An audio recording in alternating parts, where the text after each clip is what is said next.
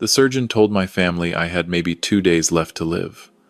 My son didn't even wait for him to finish the sentence before he started asking which lake cabin would be his. My daughter just checked the time on her phone, not out of worry, not out of grief. She wanted to know if she'd still make her dinner reservation. Then she turned to the doctor and asked how long these things usually take, like she was waiting on someone to finish remodeling her kitchen. They thought I couldn't hear a thing, but they were wrong, and that one mistake is the reason I'm sitting here telling you this story today. Instead of letting them tell a very different one at my funeral, a very different one at my funeral, let me back up, because if I don't, none of this will land the way it should. My name is Gerald. Most people call me Jerry. I'm 62 years old, and I live in a town called Harlow Bend, up where the river goes slow and the winters come early. I spent 40 years building a chain of hardware and farm supply stores across 3 counties, 11 locations. Started with one cramped shop and a loan I had no business qualifying for. By the time my heart gave out on a Sunday afternoon, those stores employed almost 200 people. Everyone in town assumed I'd built something worth a fortune. They were right. They just didn't know who'd been quietly carving it up while I was still breathing. I had a wife once, Diane. We were married 34 years before cancer took her. Losing her hollowed me out in a way I never fully recovered from.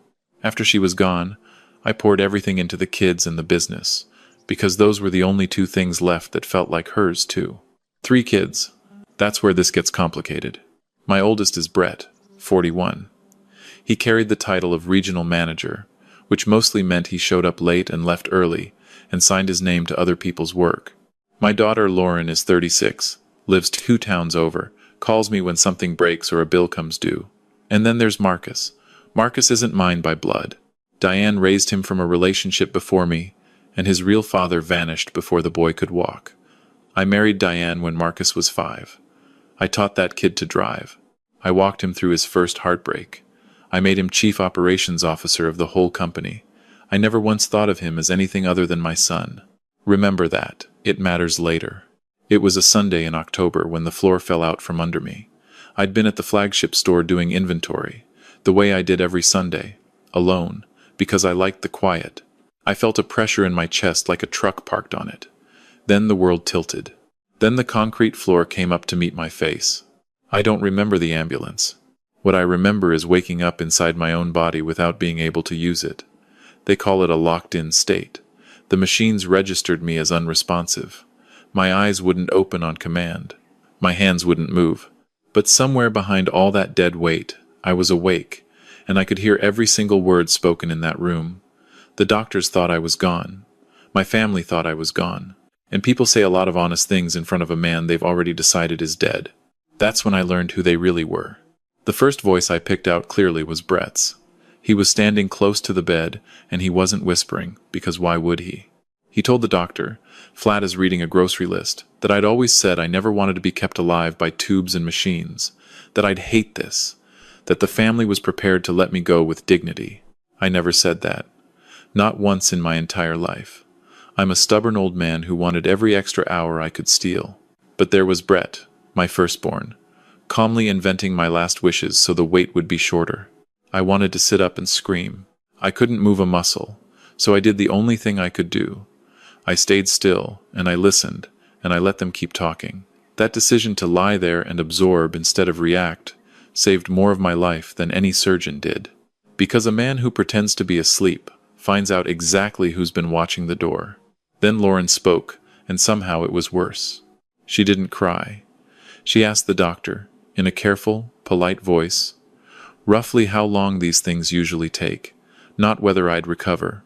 How long until it's over, the way you'd ask a contractor when the kitchen will be finished. My little girl, the one who used to fall asleep against my shoulder during long drives, was standing 3 feet away asking for a timeline on her own father's death. I lay there and felt something inside me go very, very quiet. If you've ever had someone you love look right past you like you were already furniture, like you'd stopped being a person and turned into a problem to be scheduled, then you know the exact feeling that filled that hospital room. It's not anger first. Anger comes later. First, it's just this cold, bottomless disbelief. Your mind keeps saying, no, surely not. Surely I misheard. You didn't mishear. You never do. And honestly, if that were me hearing it, I don't know that I could have stayed silent. I think most people couldn't. But something in me understood, in that moment, that my silence was the only card I had left. So I held it. Over the next 3 days, the room became a confession booth, where I was the only one who didn't know I was the priest. Brett took a phone call right beside my bed. He thought I was too far gone to count. He told whoever was on the line that the old man wouldn't last the week, that the liquidation could start soon, that he already had a buyer interested in the 3 Western stores. Liquidation. He was talking about dismantling 40 years of my life over the sound of my own heart monitor, and he didn't lower his voice once. I memorized that buyer's name. I'll come back to it. Lauren came by mostly to talk about the house. She wanted Diane's house, the house I built with my own hands, where my wife took her last breath, and she wanted to know if Brett would fight her for it. They negotiated my estate across my unconscious body, like 2 kids splitting a candy bar. Not one tear, not one moment of grief, just inventory. And then there was Marcus. I waited for Marcus to be different. I prayed for it, in whatever way a half-dead man prays.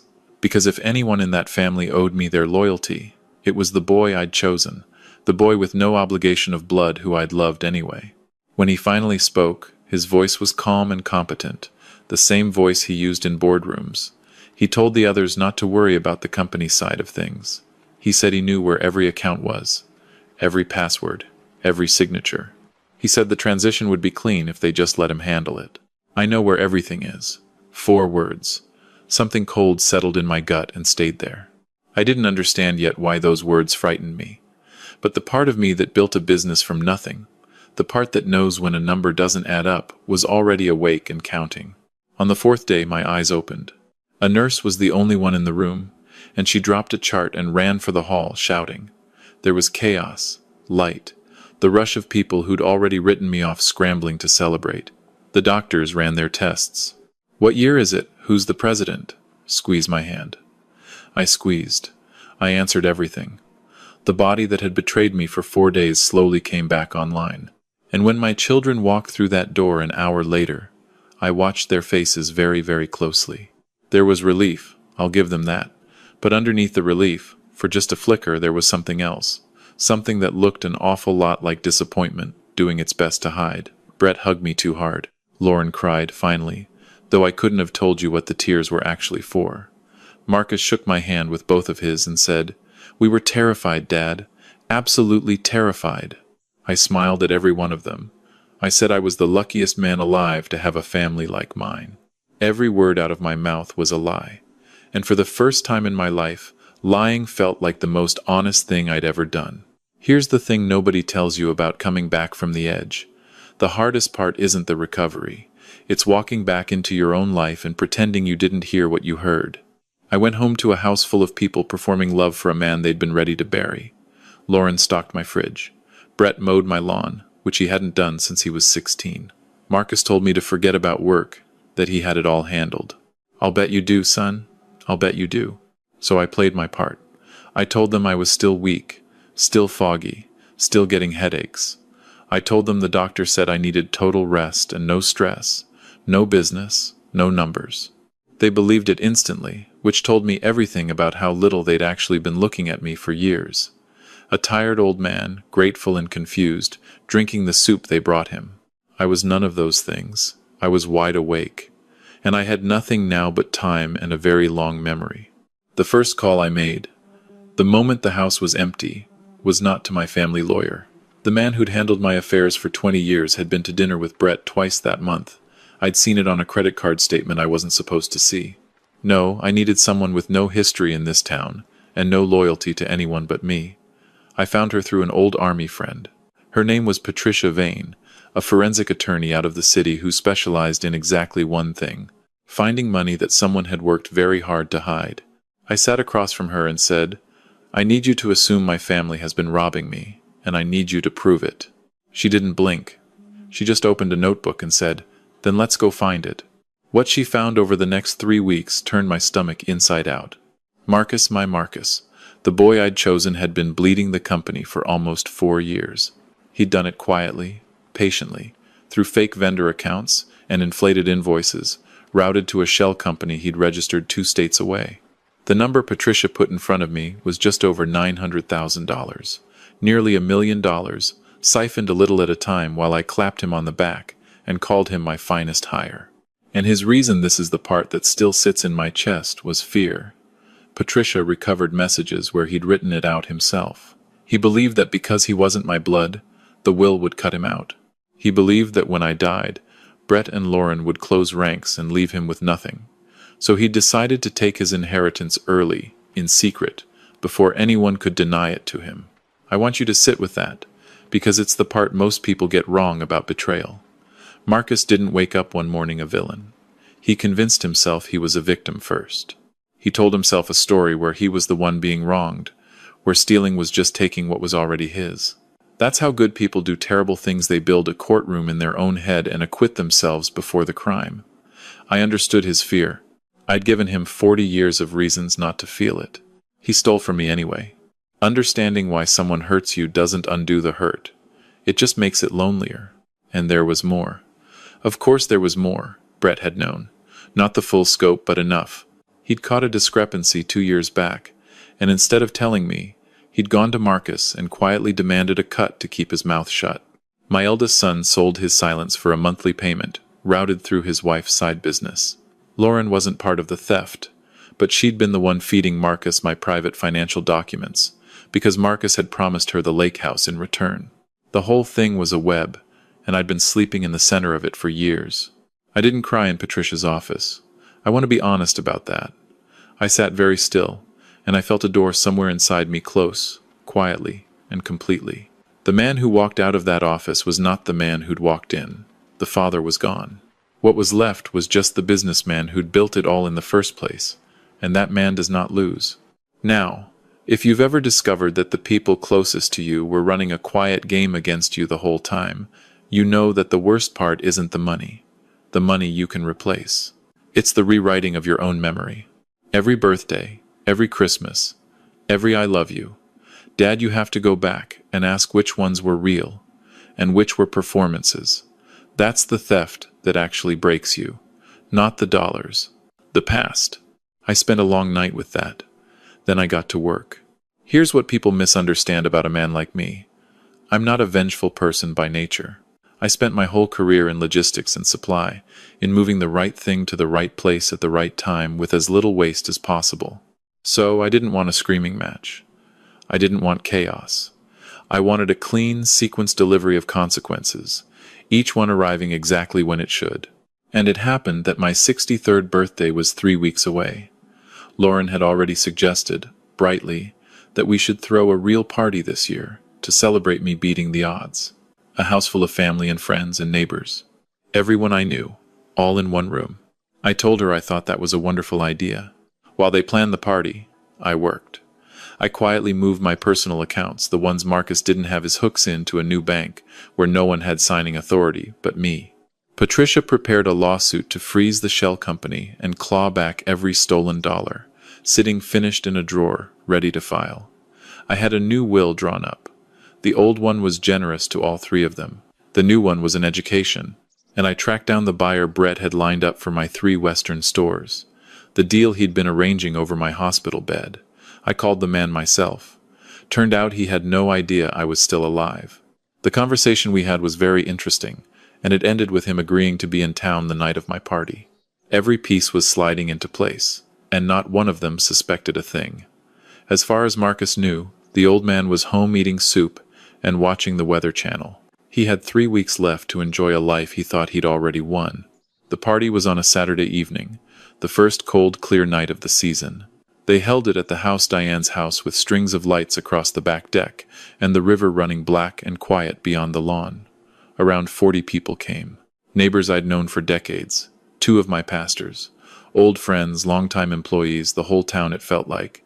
Lauren had hung a banner that said, "Celebrating 63 years, Jerry." I stood under it for a long moment before anyone arrived and just looked at it. 63 years. Sure, let's celebrate that. Brett showed up first, dressed like he was hosting, clapping shoulders, the king of a kingdom he assumed he'd inherit. Lauren arrived with a card, and that careful smile she'd worn in the hospital. And Marcus, as always, came last, because arriving last made him feel important. He shook my hand with both of his, the way he did when he was performing warmth instead of feeling it, and he said, 63, Dad. You've still got so much road ahead of you. You have no idea, I told him. I've got a little something for everyone tonight. He smiled and asked what kind of something. The life-changing kind, I said. He laughed. He thought it was a joke. Now let me slow this down, because this is the part I've replayed 1,000 times since, and I want you to be standing in that backyard with me. By 8 o'clock the deck was full, glasses clinking, people laughing in that easy way they do before anything's gone wrong. Out front, parked along the curb where no one would notice, was Patricia Vane in her sedan with a folder on the passenger seat. 2 towns over, a sheriff's deputy I'd spoken to that afternoon was sitting in an unmarked car, waiting for one phone call. The buyer Brett had tried to sell my stores to was standing near the drinks table, a stranger to everyone there but me. Everything was in position. I walked to the center of the deck. I picked up a fork. I tapped it against my glass, and the yard went slowly, beautifully quiet. I want you to picture their faces. Lauren, glowing, certain this was her moment to be thanked. Brett, raising his glass before I'd even spoken, ready to bask. And Marcus, arms loosely crossed, watching me with that easy confidence of a man who believes he holds every card in the deck. I let the silence sit a second longer than was comfortable. Then I began. I thanked them all for coming. I said that lying in that hospital, certain I was at the end, had a way of clarifying a man's thinking. I said you find out, in a moment like that, exactly what your life has been made of. And I watched Lauren's smile freeze, just slightly, as some animal part of her sensed the temperature in the yard begin to drop. She felt it before she understood it. I said that I'd heard things in that hospital room, things spoken by people who believed I was already gone.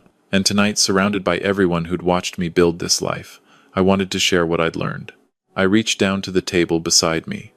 There were 3 envelopes there, each with a name on the front in my own handwriting. The yard had gone completely silent now. Even the people who had no idea what was happening could feel that something enormous was about to. I picked up the first one. Brett. My son stepped forward with the loose smile of a man expecting a check. He opened the envelope. I watched the smile drain out of his face like water leaving a tub, slow and total. Inside was a transcript, every word he'd spoken in that hospital room, about liquidation, about buyers, about dignity. And beneath it, a single sheet from the company informing him that his employment was terminated, effective at midnight, along with documentation of the 2 years of hush money he'd taken to cover for Marcus. I nodded toward the stranger by the drinks table. You remember the buyer you lined up for the Western stores, I said. While I was unconscious, he's here. He had some questions about who actually owned what he was buying. Turns out the answer is me. It's always been me. Brett's mouth opened. Nothing came out. Don't worry about your future, I told him. The new will leaves you $1,000. You can use it however you like. Maybe a fresh start. Then I picked up the second envelope. Lauren. She walked over slowly, arms already wrapping around herself, taking the envelope like it might bite. Inside was her own transcript, her careful little question to the doctor about how long these things take. And beneath it, a record of every private document she'd handed Marcus in exchange for the promise of this house. Diane's house. You wanted to know the timeline on my death, I said quietly, before you knew the timeline on my recovery. I heard you, sweetheart. I heard every word. Dad, she whispered, I didn't mean. You meant it, I said. There was no anger in my voice. That's the part I'm almost proud of. I never raised my voice once that whole night. I didn't have to. And the house you were promised, it's going into a trust the day I die. Donated in your mother's name to the hospital that kept me alive. You'll never own a square inch of it. Same as your brother.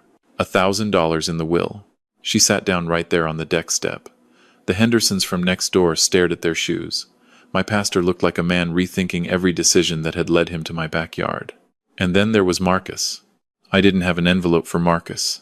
I just looked at him, and the whole yard followed my eyes to where he stood, very still now, the easy confidence gone, the blazer suddenly hanging on him like a costume. I told the silent yard the truth. I said that this man wasn't my son by blood, that his own father had abandoned him before he could walk, and that I had married his mother and chosen him, fully and without reservation, when he was 5 years old. I said I'd taught him to drive and walked him through his heartbreaks and handed him the keys to everything I'd built. I said I'd called him my son for 30 years and meant it down to my bones. And then I said that for nearly 4 years he'd stolen from me. $900,000, built on the belief that I would have left him out. You were afraid I'd cut you from the will because you weren't mine, I said. Marcus, you were in the will for an equal third, same as the others. You were never once anything less than my son to me. The only person in this family who ever treated you like an outsider, I let it hang there, was you. Something in his face cracked, not quite remorse. More like the specific devastation of a man who'd bet everything on me staying dead, and lost.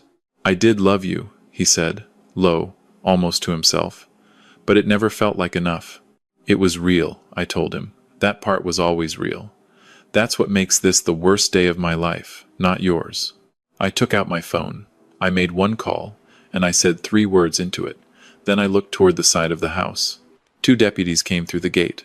The whole yard pulled in a single breath. Someone knocked over a glass, and the shatter was the loudest thing in the world. Marcus didn't run. He just looked at me one last time as they read his name, and then they walked him out through the side gate, the same gate he'd walked through 100 times for 100 Sunday dinners. The yard watched in total silence. And here's what I understood, standing under that banner with my whole life in ruins around me and somehow lighter than I'd felt in years. The mistake most people make is believing that loyalty is owed by blood, or earned by money, or guaranteed by years. It isn't. Loyalty is a choice people make over and over in the quiet rooms where they think you can't see them. The hospital was just the room where I finally saw. What I'd understood that nobody else in that yard had figured out was this: the people who decide what you're worth when they think you're not listening, that's who they actually are. Everything else is a performance for the living. So here's what I'd ask you to take from an old man who learned it the hard way. Don't wait for a hospital bed to find out who's in your corner. Pay attention now, while you're healthy and useful, and the masks are still on, to who treats you like a person versus who treats you like an asset. And ask yourself, honestly, if you couldn't move, couldn't speak, couldn't do a single thing for anyone in your life, who would still sit beside you for no reason at all? Those are your people. Hold them close. The rest are just waiting for the will. I picked up my glass. I looked around at the neighbors, the friends, the pastors, the stunned faces. Thank you all for coming, I said, and I meant it. The food's good. I picked the caterer myself. Please eat. Then I buttoned my jacket. As for me, I'm 63 years old. I've got a company that's still standing, a town full of people who actually showed up, and for the first time in a long while, not a single person left in my life who doesn't deserve to be there. I walked through the house, out the front door, into the cold, clear night. My car was already packed. It had been since Thursday. I pulled away from that house for the last time, and I didn't look in the mirror once. So now I want to hear from you, because I've carried this story long enough to need to set it down with someone. Tell me in the comments. Comment 1 if you think I was right to do it the way I did, in front of everyone. Comment 2 if you think I should have handled it quietly, just between family. Or comment 3 if you think, despite everything, I was still too hard on them. I genuinely want to know, because some nights I'm still not sure myself. And tell me where you're listening from, and what time it is there right now. I always like to imagine where in the world this voice is reaching. And if you've ever sat in a room and felt someone you love look right through you like you'd already stopped mattering, tell me about it. You're not alone in that, not even close. If this story moved you, or made you think about the people in your own quiet rooms, do me a favor and subscribe. I tell stories like this one every week. Stories about ordinary people who get pushed all the way to the edge and find out exactly what they're made of. I'd be glad to have you along for the next one. This is a fictional story inspired by real emotional experiences, fully rewritten and reimagined in Harlow Bend to create original content. Any resemblance to real people or events is coincidental.